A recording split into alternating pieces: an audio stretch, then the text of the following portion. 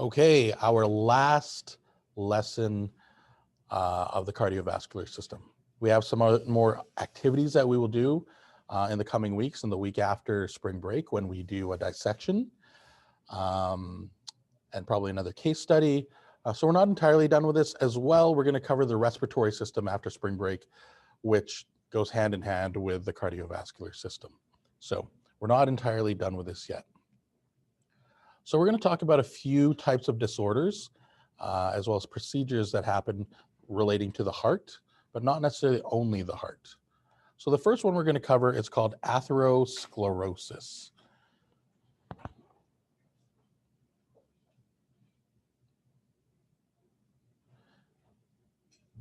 Another 6-syllable word, atherosclerosis.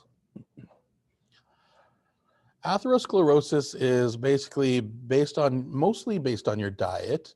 You have an accumulation of plaque, which is basically fats and cholesterol, accumulating on the insides of some of your blood vessels. So it's plaque formation in your blood vessels made out of fats and cholesterol.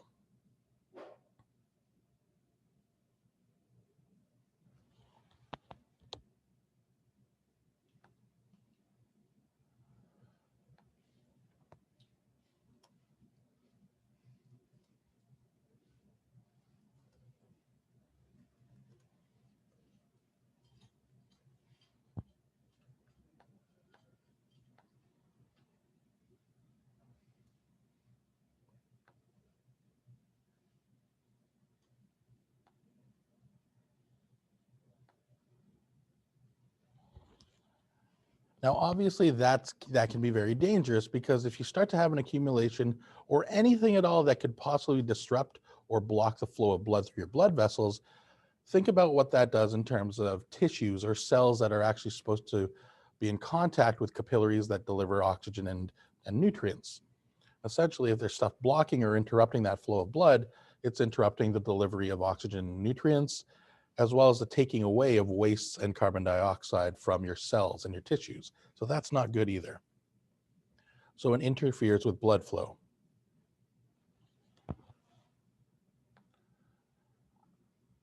Now, I did say most of the time comes from your diet with fats and cholesterol, but not entirely, because it also can be inherited from your parents or your grandparents and passed on.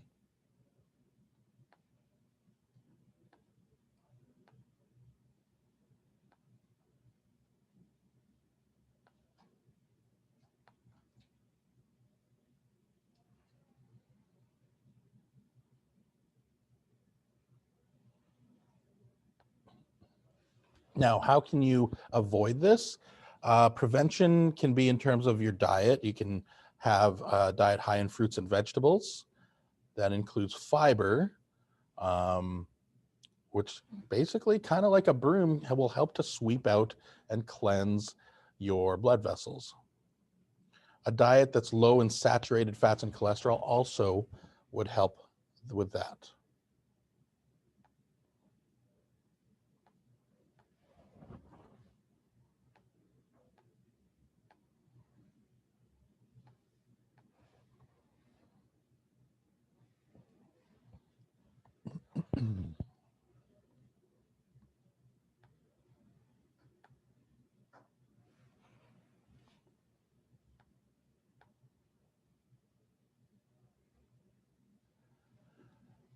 Now, as you're finishing that up, there are 2 more points on this page. Plaques can cause clots to form.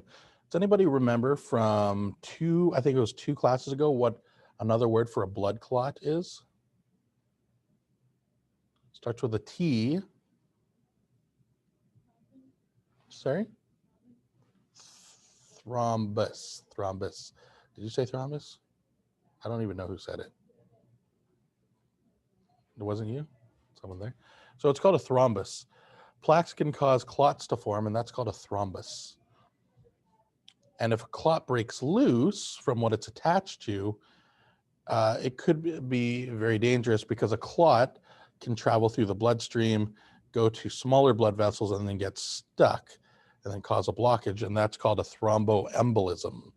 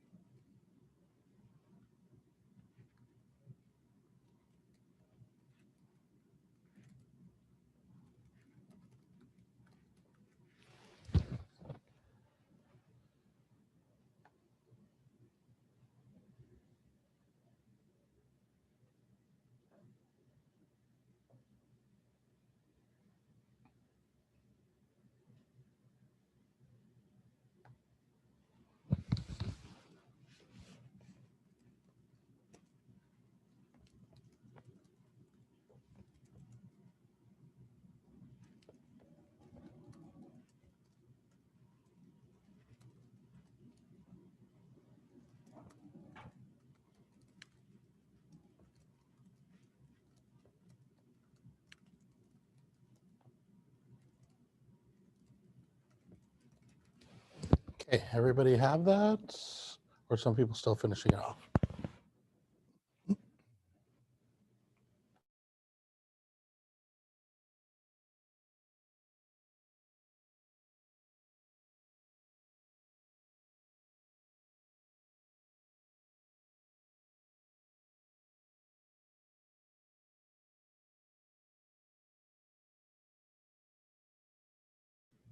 Okay, as we continue on, we're gonna talk a little bit more about a stroke. So we're done with atherosclerosis now. Again, that's plaque formation in your blood vessels based on fats and cholesterol or inheritance. A stroke, does anybody know what a stroke is? Oh, good. Face is droopy. That's not the only thing that happens. It can be much, much worse, but absolutely one of the signs there or symptoms of a stroke. So what does that do to? Do you know at all? Why does your face go droopy on one side or maybe both? Sorry? You're not wrong. Things do start shutting down, but it's for a specific reason. Basically, a small arteriole, remember a small blood vessel in your brain, so a cranial arteriole becomes blocked by an embolism, which we just talked about on the last slide. Emma, that is correct. A bleed in the brain or a clot. Good job being involved from home, making the most of your online education. So ultimately that's dangerous because if you have a blocked arteriole, which again is delivering, at the simplest form, delivering oxygen and nutrients to parts of your brain, those parts of the brain that are blocked off aren't getting oxygen and nutrients. That can lead to a lack of oxygen being brought to your brain, as well as causing paralysis or possibly death. It can be fatal.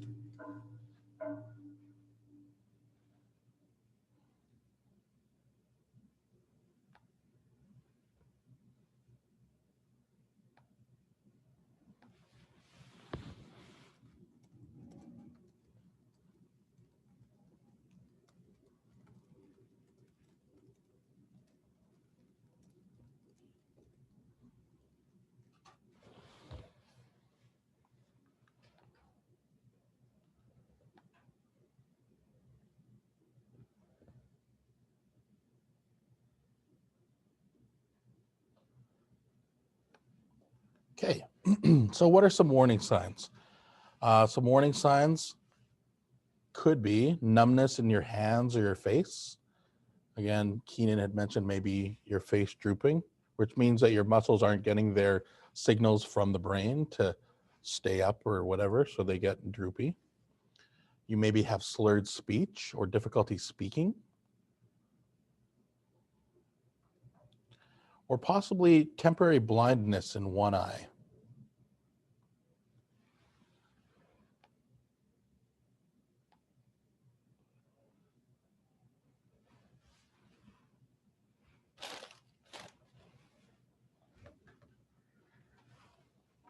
Now, before you switch over, I do want to add in some other additional notes here. Let's go with yellow. Yellow seemed to be a good color, hey? There's an acronym that has been used, and that is FAST.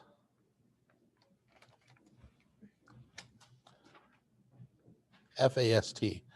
Things to consider are F, which is, anybody know what that stands for?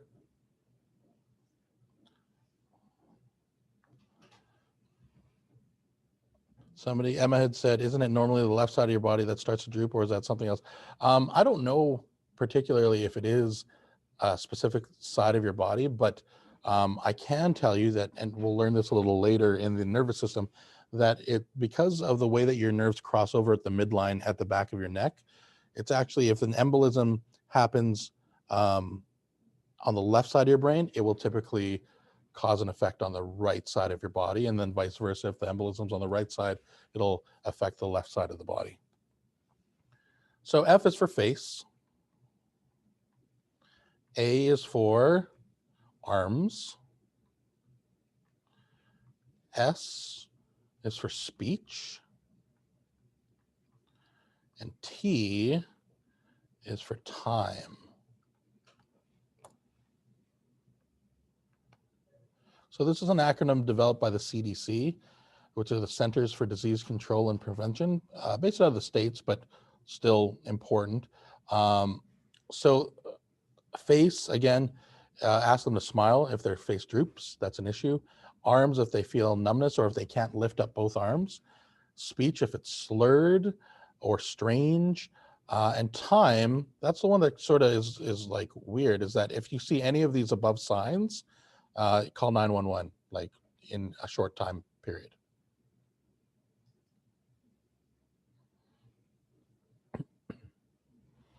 Any questions about that?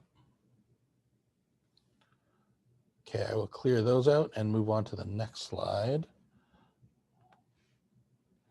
which is a heart attack. Now, a heart attack is also called an MI. Has anybody ever done research on a heart attack and what the MI stands for? No? Okay, it's short for myocardial. And this is the weird sounding word, infarction. And when I grew up as a teenager, I was like, they mean infraction. Absolutely, they mean infraction. But they don't. It's a myocardial infarction. And essentially, this is where a part of the heart is deprived of oxygen. I'm sure at this point, if a part of your heart is deprived of oxygen, you can tell me what's happening there if part of the heart is not getting oxygen.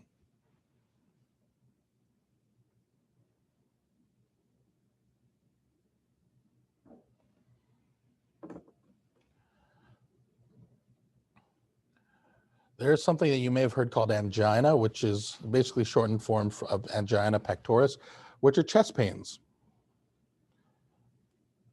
And that's from a partially blocked coronary artery. Now, I'll show you this in a diagram later on, but for the people here in class, the coronary artery, as I have this model of the heart here, is this big red artery here. It's obviously right beside a vein as well, but it travels from the left atrium down to the right ventricle there. And it supplies the heart with blood, oxygenated blood. If one of those branches, or if the artery itself is branched off, that means that one of the muscles or many of the muscles of the heart is not receiving oxygen. And of course, that causes pain. And pain is a sign to your body that something's wrong. The heart attack occurs when a vessel becomes completely blocked. And yeah, obviously very dangerous, as you already know.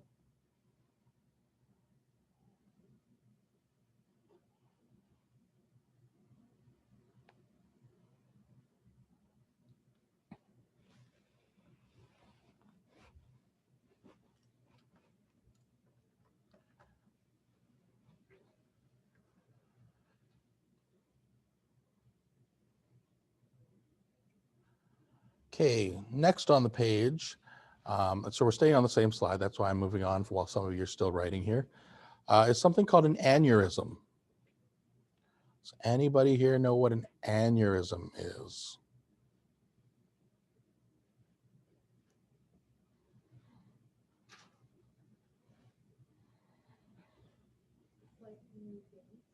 Yeah, it is in your veins or arteries.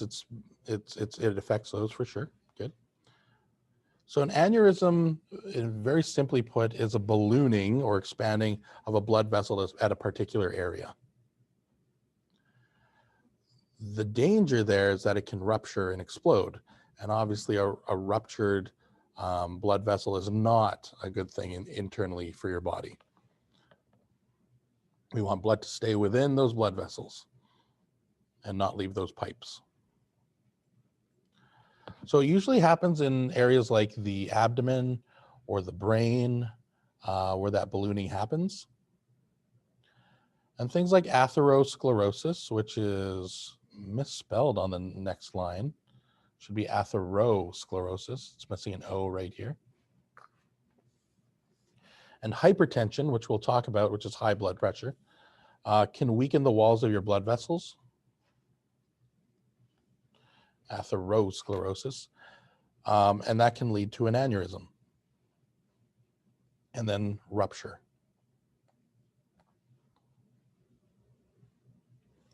So I'll give you a minute to finish that off there.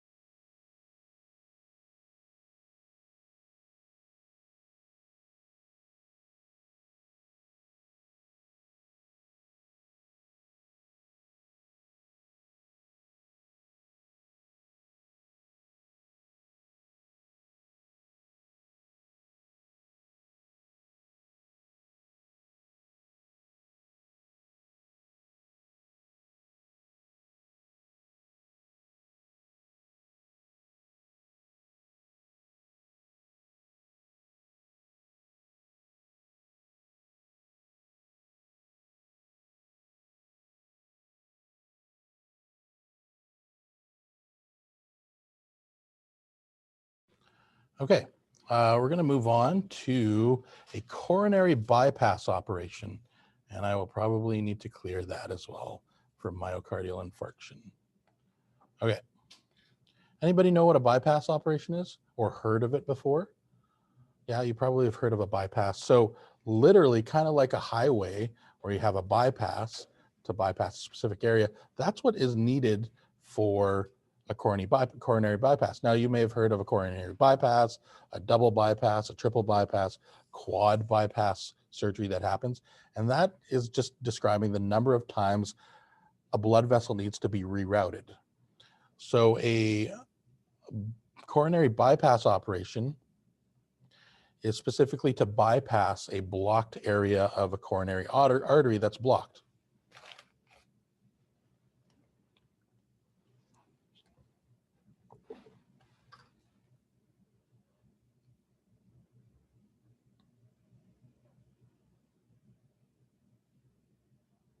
It's like a detour if you have a traffic jam.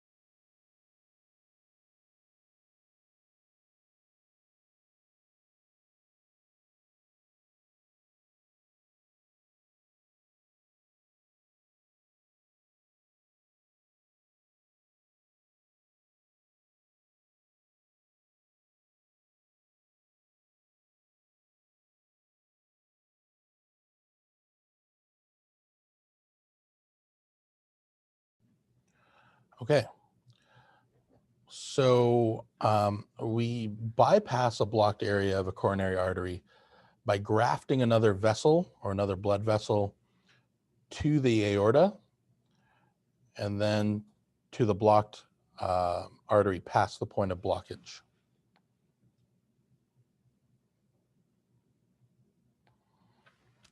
Now, you don't have to draw this. I'm just giving you a visual here because there is a diagram on the next slide that I'm going to show you. Um,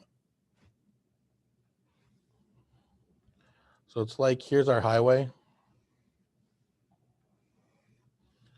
And then here is a big jumbled mess. Maybe it's a blockage for our heart. What's created is something that doctors will do or surgeons will do is take a vein or a blood vessel from somewhere else in your body and then basically stitch it here and then reroute it around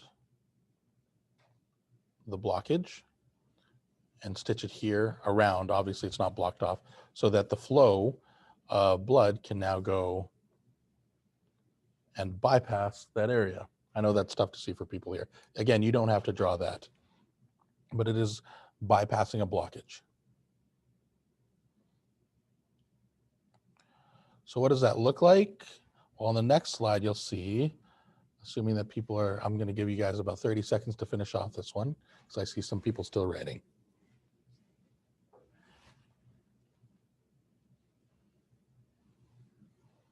Okay. So on the next slide, there's actually an image of that. And while you were writing down those notes, I've uploaded a screenshot of this slide to OneNote. Again, we started that last class or the class before.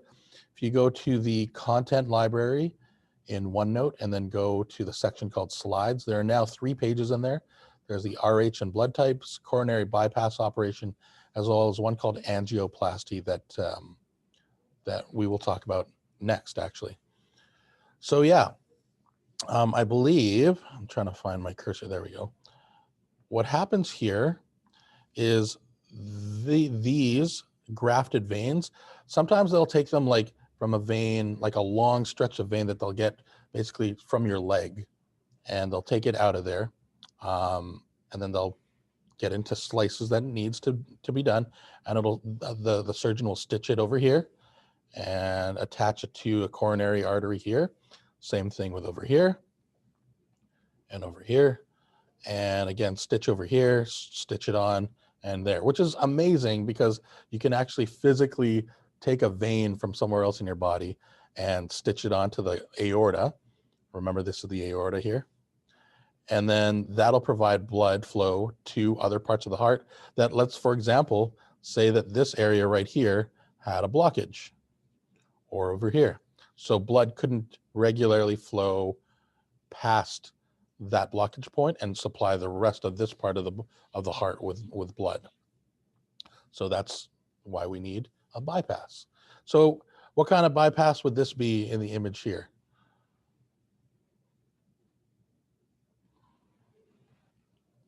Well, hey, you just have to count the number of grafted vessels there and count them.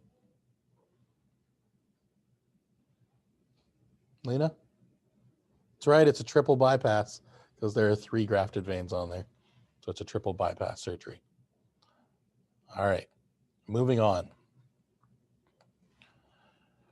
I believe we are on to an angioplasty.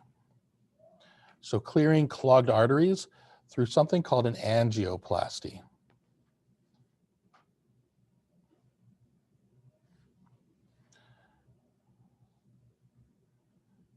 So we have this slide, a diagram, and one more slide of notes, and then we're done for the day. So an angioplasty is another medical procedure that's super cool.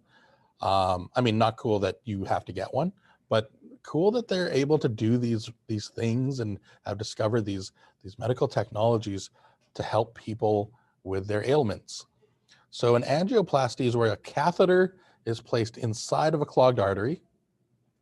It's sometimes snaked from maybe your clavicle or sometimes up from your groin all the way up to your heart, like it's snaked all the way through, which is amazing that that happens. And a catheter is like a tube, small tube that gets placed in. Yep, that's right, Val. And then a balloon is attached to that catheter and it's inflated with air, legit with air. And what it does is it increases the space of a blood vessel. So the space inside a blood vessel is called the lumen.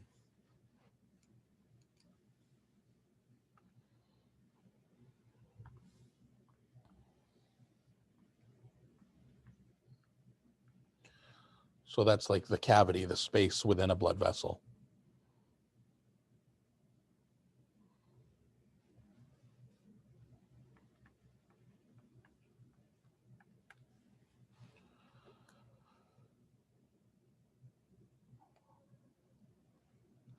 So of course, when you blow up the balloon and it inflates the artery that's clogged with stuff in it, well, you need something to keep that thing open, because if you remove the catheter in the balloon, it's obviously has a tendency to close up again. So what's put into there, installed, I guess is possibly the word, it's called a stent. And a stent can be placed in there to keep the vessel open for a long period of time. So a stent is also something really cool. It's like, I don't even know if I can draw this. Oops. Do a different color. This is not going to look right, guys. I'm sorry.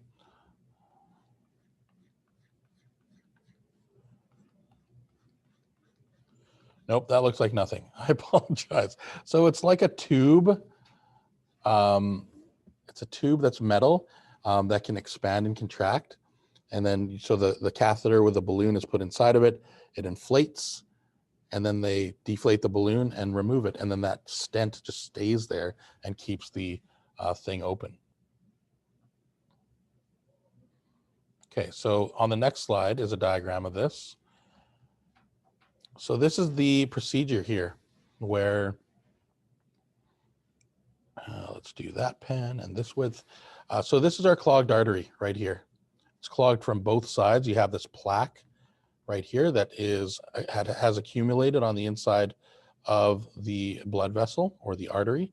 So you take this catheter, which is right here, and again, it gets snaked from your shoulder or possibly up from your groin all the way to your heart, and they put a stent in there, and then they blow it up with a balloon from the inside, and it opens up the diameter of the artery.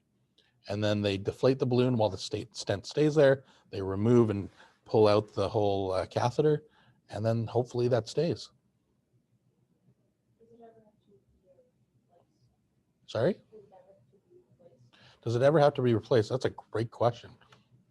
I don't know.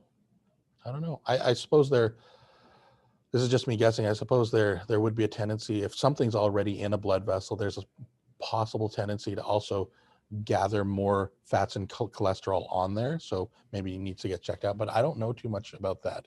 Someone at home is sending me a message. Can I go back to the last slide for 1 second?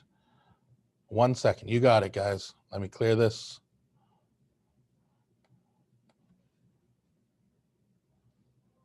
There you go. This is where you guys take your picture with your phones. That's like 5 seconds, so you're welcome. Okay, last slide here is hypertension. Has anybody heard of hypertension before? On grade 9 or 10 health? There's another word for hypertension. Any guesses? Sorry? Nope. Hypertension is basically high blood pressure. 20% of Americans, and we can say North Americans because Canada falls into that as well. Maybe it's a bit lower, but this is a stat from maybe 10 years ago as well. Let's look it up.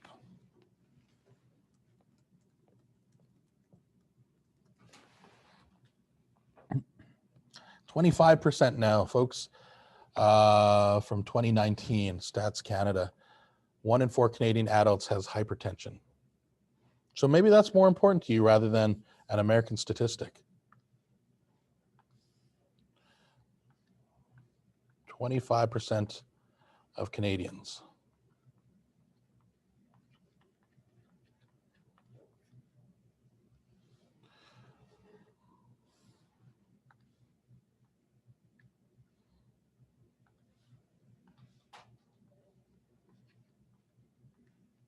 There, I'm happier with how that looks. 25% of Canadians. So atherosclerosis, which we talked about as our very first disorder, again, the building up of plaque due to fats and cholesterol or inherited through your family, can cause hypertension. Because think about it, if you have a hose from your backyard and you squeeze it, Water will still come out of it, but it'll come out at a higher pressure. It's kind of like almost like putting your thumb at the very end of a hose and then the water starts to really spray faster. That's because you're creating more pressure, right? Same thing applies, again, like tubes for your blood vessels, because if there's sort of a blockage, you have the blood still pumping hard through your blood, through your arteries and veins, but there's just a smaller space or a smaller lumen. So atherosclerosis can cause hypertension, a high blood pressure. It's known as the silent killer because it may not be diagnosed until a person has had a heart attack or a stroke. And it can cause damage to things like your heart, your brain, your kidneys, your blood vessels, a lot of organs around your body.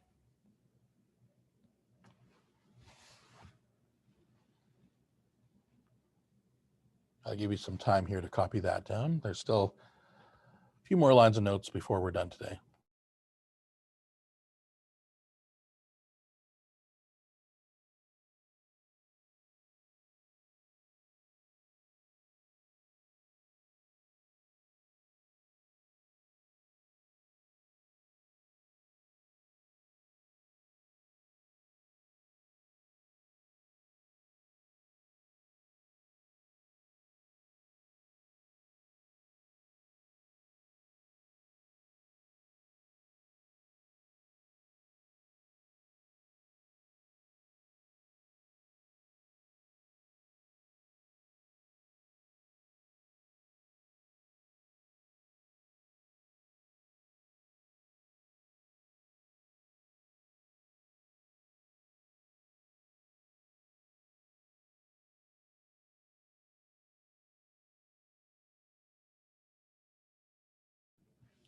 All right, we'll continue on. We're still sticking with this slide though. In terms of hypertension, there are two genes which can be responsible. And we're talking about genetics now because it does relate to grade 12 biology if you decide to take that next year, or if you're taking it concurrently right now. That there's one or two students doing that. So there are two genes that may be responsible for hypertension. One is a gene for something called angiotensinogen. Angiotensinogen, a 7-syllable word. It's what's called a vasoconstrictor. Now, vasoconstrictor by definition, vaso means blood vessels,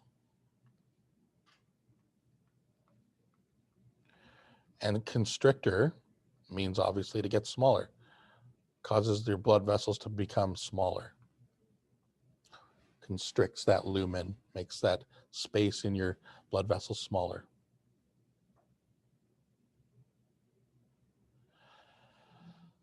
The other gene codes for an enzyme that activates angiotensin, which again deals with, the name obviously is similar to angiotensinogen. Angiotensin, again, deals with vasoconstriction.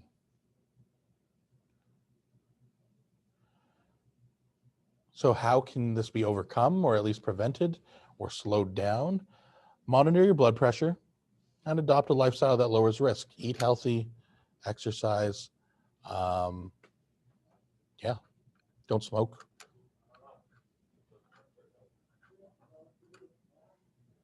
Mindfulness, breathing activities, all those things are good things. Now, for anybody who's at home, once you finish copying down this slide, you're more than welcome to leave the meeting. I'm going to stop recording the video now. Have a good long weekend. Long weekend? Long weekend for you, yeah.